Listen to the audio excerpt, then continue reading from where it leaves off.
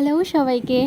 আজকে সন্ধেবেলা আমি বাড়িতে বানিয়েছিলাম এগ নুডলস। তার জন্যই সবার ফার্স্টে জলের মধ্যে আগে একটু আমি তেল দিয়ে দিয়েছিলাম, কারণ এটা ফলো করলে একটার গায়ে আরেকটা নুডলস লেগে যায় না।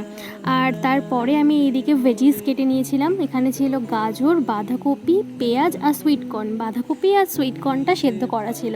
তারপরে আমি কড়াইতে একটু তেল দিয়ে ডিমটাকে ভেজে নিয়েছিলাম। আগে জানো তো আমি এই নুডলস করার সময় ডিম অনেকক্ষণ ধরে ভাজতাম, মানে একদম কড়া করে না ভাজা পর্যন্ত আমি ডিমটাকে তুলতাম না। তো ওটাতে কী হতো, নুডলসটা যখন আমি খেতাম একদম ডিমটা বাজে খেতে লাগতো, আর নুডলসটাও খুব একটা ভালো লাগতো না। তো তারপর থেকে আমি এরকম একদম একটু সফট রাখার চেষ্টা করি, মানে জাস্ট 30 সেকেন্ড ভাজি, তো এমনিই সফট থাকে। তারপরে আমি একটু তেলের মধ্যে আবার পেঁয়াজটা ভেজে নিয়েছি। পেঁয়াজটা যেই ভাজা ভাজা হয়ে যাবে আমি তার মধ্যে একটু গাজরটাও ভেজে নেবো। তারপরে এই দুটোকে ভালো করে সতে করে দেন একটু এর মধ্যে ওই সেদ্ধ করা বাঁধাকপি আর সুইট কর্নটা দিয়ে দেবো।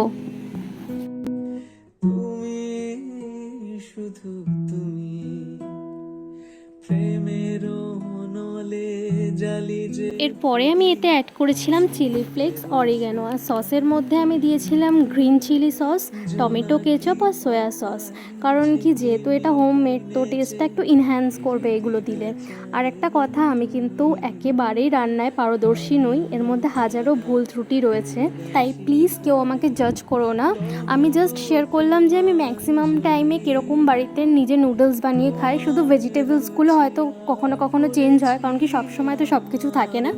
তো আজকের নুডলসটা আমার এই পর্যন্তই।